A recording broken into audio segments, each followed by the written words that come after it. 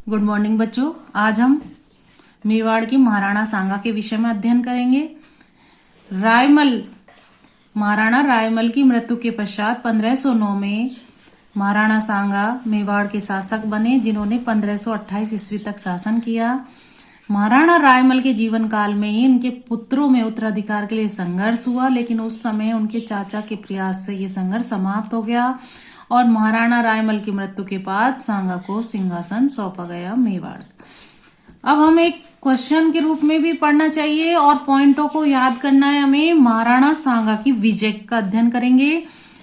तो पॉइंट है पहला, गुजरात के सुल्तान के साथ संघर्ष, जो कि मैं एक आउटलाइन के रूप में समझा रही हूं। महाराणा सांगा के समय में गुजरात और मेवाड़ के मध्य संघर्ष का तात्कालीन कारण ईडर का प्रश्न था। ईडर यानी गुजरात। इस ईडर गुजरात में इस राज्य को लेकर का था, क्योंकि यहाँ का राजा भान था। भान राजा की मृत्यु के बाद उनके दो पुत्र थे, सूर्यमल और भीम। राजा भान की मृत्यु के बाद सूर्यमल शासक बने, लेकिन उनकी मृत्यु हो गई तो उनका पुत्र रायमल गद्दी पर बैठा, लेकिन ये अल्पायु था गद्दी पर। लेकिन जो भीम है उन्होंने गद्दी पर अधिकार कर लिया और ये रायमल मेवाड़ आ गए।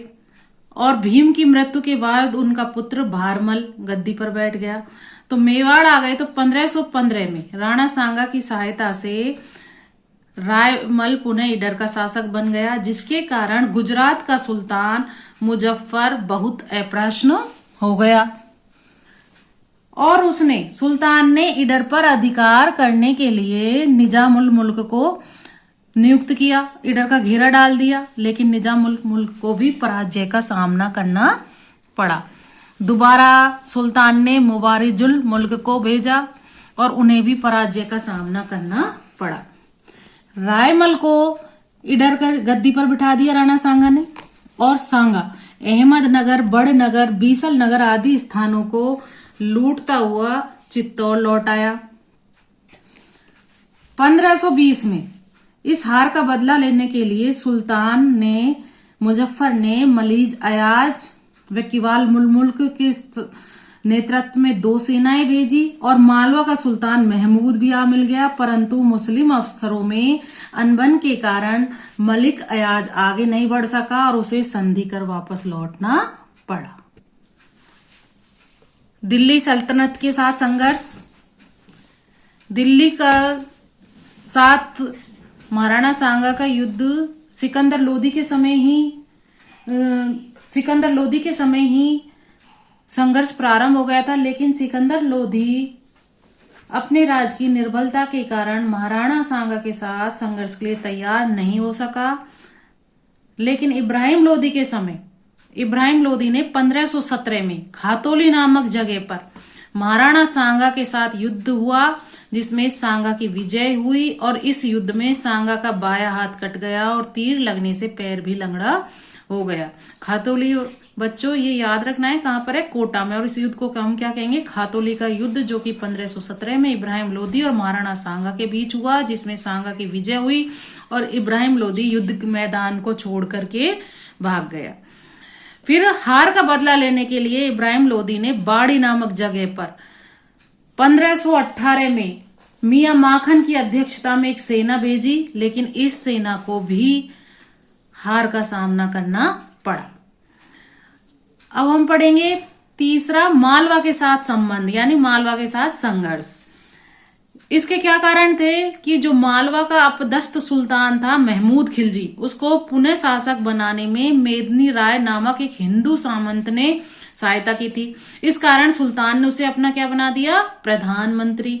और मेदिन राय की शक्ति बढ़ने से जो सुल्तान के मुस्लिम अमीर थे वो उससे ईर्ष्या करने लगे, जिसके कारण उन्होंने सुल्तान को बहकाया और इसके कारण मेदिनी राय कहाँ आ गया? महाराणा सांगा की शरण में, जहां उसे गागरोन और चंदेरी की जागीर दे दी। अब देखिए बच्चों, गागरोन का युद्ध के नाम से जाना जाएगा, जो सुल्तान महमूद और मेदिनी राय के बीच में और महाराणा सांगा मेदिनी राय की तरफ से लड़े थे, इनके बीच जो युद्ध हुआ उसे हम गागरोन का युद्ध कहेंगे। वो 1519 में हुआ। सुल्तान महमूद मेदिनी राय पर आक्रमण के लिए रवाना हुआ। सांगा भी एक बड़ी सेना लेकर आ गया। इस युद्ध में सुल्तान का पुत्र मारा गया। सांगा सुल्तान को अपने साथ चित्तौड़ ले गया, जहां 3 महीने तक कैद में रखने के बाद उसे उसका आधा राज्य दे दिया। सुल्तान ने भी अधीनता के चिन्ह स्वरूप रतन जड़ित मुकुट और सोने की कमर पेटी महाराणा को सौंप दी। साथ ही जमानत के रूप में अपने एक शहजादे को भी मेवाड़ में रख दिया। तो बच्चों, हमने ये 3 पॉइंट पढ़े हैं कि महाराणा सांगा की विजय का वर्णन कीजिए। पहला है गुजरात के सुल्तान के साथ संघर्ष, दूसरा दिल्ली की सल्तनत के साथ, और तीसरा मालवा के साथ संघर्ष। तो ये बड़ा प्रश्नों में हम लिख सकते हैं। अब हम पढ़ेंगे बाबर और सांगा के बीच संबंध पढ़ेंगे। उससे पूर्व मैं बताना चाहती हूँ बाबर क्या था? मुगल वंश का संस्थापक था। कौन है मुगल वंश का संस्थापक बच्चों? बाबर, जो कि 1526 में दिल्ली का शासक बना। इनका जन्म 1483 में फरगना में हुआ। एक छोटी सी जागीर थी फरगना। इनका पिता उमर शेख मिर्जा थे और उनकी ओर से ये तैमूर का 5वां वंशज। माता कुतलुग निगार की ओर से, खानम की ओर से ये चंगेज खां का 14वां वंशज था। इस प्रकार इनकी रगों में जो मध्य एशिया है वहां के 2 महान विजेताओं का रक्त दौड़ रहा था। और 11 वर्ष की आयु में ही इनके पिताजी का देहांत होने के बाद बाबर फरगना का शासक बना, परंतु उसका शासक स्थायी नहीं रह पाया। अतः स्थायी शासन के लिए उसने भारत पर अधिकार करने का निर्णय किया। और पानीपत का प्रथम युद्ध जो कि 1526 में हुआ, बाबर ने इस युद्ध में इब्राहिम लोदी, पानीपत दिल्ली के पास में है, इब्राहिम लोदी वही जो खातौली के युद्ध में राणा सांगा के साथ युद्ध हुआ था, दिल्ली का सुल्तान था, उसको पराजित करके मुगल वंश की नींव डाली। लेकिन अब हम पढ़ेंगे राणा सांगा और बाबर के मध्य संघर्ष के क्या कारण थे, बड़ा प्रश्न में के रूप में, और पॉइंटों को हम अच्छी तरह याद करेंगे। पहला पॉइंट है कि राणा सांगा पर वचन भंग का आरोप। ये बात बाबर ने अपनी आत्मकथा तुझ के बाबरी, तो बाबर की आत्मकथा भी याद रखनी है, तुझ के बाबरी, जो कि तुर्की भाषा में लिखी हुई है, स्वयं बाबर ने लिखी है। ये पुस्तकें हमें याद करनी है बच्चों। तो इसमें सांगा ने लिखा है कि दिल्ली पर आक्रमण करने के लिए राणा सांगा ने मेरे पास दूत भेजा था काबुल, और उसने वचन दिया कि मैं आगरा पर हमला करने का वादा किया, परंतु राणा सांगा ने अपना वचन नहीं निभाया। मैंने दिल्ली और आगरा पर भी अधिकार कर लिया है, लेकिन ऐसा कहना एक तरीके से तर्कसंगत नहीं है, क्योंकि राणा सांगा ने इब्राहिम लोदी को अकेले ही 2 बार पराजित कर चुका था। तो ये आरोप भी तर्कसंगत प्रतीत नहीं होता है। दूसरा कारण है महत्वाकांक्षाओं का टकराव। दोनों ही शासक महत्वाकांक्षी थे। बाबर भी इब्राहिम लोदी को पर विजय के बाद संपूर्ण भारत पर अपना आधिपत्य स्थापित करना चाहता था, और वो सांगा पर को विजित करके ही पूरे भारत पर अधिकार करना अधिकार नहीं हो सकता था सांगा को पराजित किए बिना।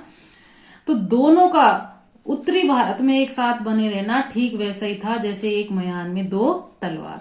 तीसरा महत्वपूर्ण कारण क्या था कि राजपूत और अफगान मैत्री, कि पानीपत के युद्ध के बाद, प्रथम युद्ध के बाद जो अफगान बाबर के से पराजित हुए थे वो राणा सांगा के पास चले गए। हसन खां मेवाती और मृतक सुल्तान इब्राहिम लोदी का भाई महमूद लोदी भी उसकी शरण में आ गए, और राजपूत अफगान मोर्चा बाबर के लिए भय का कारण बन गया। अतः उसने सांगा की शक्ति को नष्ट करने का निश्चय किया। अगला पॉइंट पढ़ेंगे राणा सांगा द्वारा दिल्ली सल्तनत के क्षेत्रों पर अधिकार करना। पानीपत के युद्ध में इब्राहिम लोदी की पराजय के पश्चात जो उत्पन्न अव्यवस्था हुई उसका लाभ उठाते हुए सांगा ने खंडार दुर्ग यानी रणथंभौर के पास में है उसके पास के 200 गांवों पर अधिकार कर लिया। इससे यहाँ के मुस्लिम परिवारों को पलायन करना पड़ा। इससे बाबर नाराज हो गया और इसके बीच युद्ध होना स्वाभाविक था।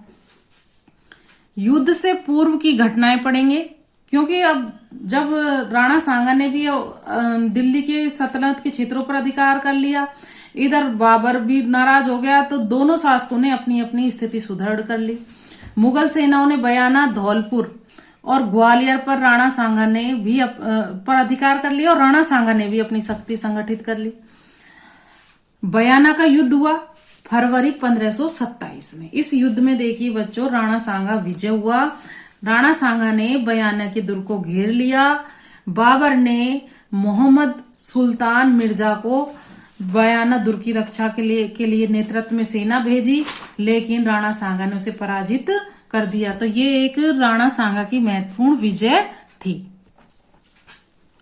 जब बयाना के युद्ध से भागकर आए हुए मुगल सैनिकों ने राजपूतों की वीरता का वर्णन बाबर के सम्मुख किया तो सेना में भय का वातावरण बन गया और बाबर भी चिंतित हो गया था।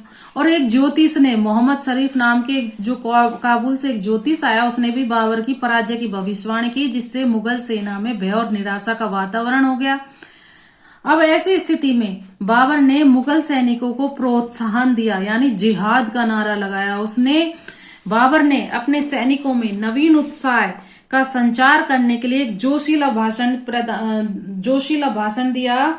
उसने सैनिकों से कभी शराब न पीने की प्रतिज्ञा करवाई। शराब पीने की कीमती सुराहियां, प्याले तुड़वाकर गरीबों में बांट दिए और उन्होंने कहा, जो आया है वो जाएगा। इससे अच्छा है बदनाम होकर जीने की अपेक्षा प्रतिष्ठा के साथ मरना अच्छा है। तो उन्होंने अपने सैनिकों में उत्साह किया और खुद खानवा के लिए रवाना हो गए। अब ये युद्ध हुआ, खानवा का युद्ध 16 मार्च 1527 को। शुरुआत में इस युद्ध में राजपूत सेना का पलड़ा भारी रहा था, लेकिन अचानक से एक तीर लगने के कारण, राणा सांगा के सिर में एक तीर लगने के कारण उसे युद्ध भूमि से हटना पड़ा और झाला अज्जा को राज चिन्ह धारण करा के हाथी पर बिठाकर युद्ध जारी रखा गया। लेकिन राजपूतों ने अंतिम दम तक लड़ने का निश्चय किया, किंतु बाबर की सेना के सामने उनकी एक न चली और पराजय का सामना करना पड़ा। विजय के बाद बाबर ने गाजी की उपाधि धारण की और हिंदू राजपूत सैनिकों के सिरों की एक मीनार भी बनवाई। अब इस युद्ध के क्या परिणाम रहे? देखिए बच्चों, भारत में राजपूतों की जो सर्वोच्चता थी, जो महाराणा सांगा के साथ ने सर्वोच्चता स्थापित की, उसका अंत हो गया और मेवाड़ की जो शक्ति और प्रतिष्ठा थी उसको भी आघात पहुंचा और भारत में मुगल वंश की स्थापना हो गई। अब एक 2 नंबर 3 नंबर का एक बड़ा प्रश्न आता है कि सांगा की पराजय के क्या कारण थे? खानवा के युद्ध में महाराणा सांगा की पराजय के क्या कारण थे? तो देखिए, सांगा ने बयाना विजय के तुरंत बाद ही युद्ध न करके बाबर को तैयारी करने का पूरा अवसर दे दिया और लंबे समय तक युद्ध को स्थगित रखना भी महाराणा की बहुत बड़ी भूल सिद्ध हुई। दूसरा, राजपूत सैनिक परंपरागत हथियारों से युद्ध लड़ रहे थे। वे तीर, कमान, भालों और तलवारों से लड़ रहे थे, जबकि बाबर की सेना किससे लड़ रही थी बच्चों? तोप के गोलों से, जो मुकाबला नहीं कर सके। तीसरा है कि महाराणा सांगा खुद हाथी पर सवार होकर आए, जिसके कारण उनकी बहुत बड़ी भूल थी, क्योंकि इससे शत्रु को उस पर ठीक निशाना लगाकर घायल करने का मौका मिल गया और उनके घायल होने से सेना का मनोबल टूट गया। अगला क्या कारण है कि राजपूत सैनिकों में एकता व तालमेल का भी अभाव था, क्योंकि वो अलग अलग सरदारों के नेतृत्व में लड़ रही थी। अगला क्या है कि जो बाबर की सेना है वो तो घोड़ों पर थी, जो कि गतिशीलता में बहुत उच्च थी और हाथी वाली सेना पर भारी पड़ रही थी, क्योंकि हाथी खुद ही अपनी पीछे लौटते हुए अपनी सेना को रौंद रहे थे। तो इस प्रकार बाबर की महाराणा सांगा की पराजय के ये कारण रहे। अब सांगा का मूल्यांकन पढ़ेंगे हम बच्चों। पॉइंट हमें याद रखना है, उनके अंदर हम मैटर लिख सकते हैं, अच्छी तरह याद कर लेना है। महाराणा सांगा वीर योद्धा और कुशल सेनापति थे। तो इस टॉपिक में पॉइंट में लिख सकते हैं कि उन्हें अपने शत्रु को कैद करके छोड़ देना और राज वापिस लौटा देने का कार्य महाराणा सांगा जैसा वीर पुरुष ही कर सकता है। देखिए, हमने पहले भी पढ़ा था कि पृथ्वीराज की जो महाराणा सांगा है, अपने भाई पृथ्वीराज के साथ झगड़े में उनकी एक आंख फूट गई थी और इब्राहिम लोधी के साथ हुए खातोली के युद्ध में भी उनका एक हाथ कट गया और पैर से लंगड़े हो गए और उनके शरीर पर तलवार और भालों के कम से भी कम 80 घाव थे, जो उसे एक सैनिक का भगवानावशेष सिद्ध कर रहे थे। और उसने मालवा, गुजरात और दिल्ली के सुल्तान को पराजित कर संपूर्ण उत्तरी भारत में अपनी वीरता और सैन्य शक्ति की धाक भी जमाई थी। और राणा सांगा भारत का अंतिम नरेश था जिसके नेतृत्व में राजपूत नरेश विदेशियों को भारत से निकालने के लिए इकट्ठा हुए थे। दूसरा है धर्म और राजनीति के ज्ञाता थे। तीसरा है दूरदर्शिता का अभाव था, क्योंकि वो अपने शत्रु को पकड़कर छोड़ देना उनकी उदारता भले ही हो, लेकिन ये एक राजनीति के विचार से विवेकहीन कार्य था। और खानवा के युद्ध के बाद मूर्छित सांगा को बसवा, या जो दौसा डिस्ट्रिक्ट में, वहां ले जाया गया और 30 जनवरी 1528 में मात्र 46 वर्ष की आयु में सांगा का देहांत कालपी नामक जगह पर हो गया था। बच्चों, जो इस वीडियो में मैंने जो पढ़ाए हैं उन्हीं के ये प्रश्न है, इनको अपनी उत्तर पुस्तिका में लिखें। धन्यवाद।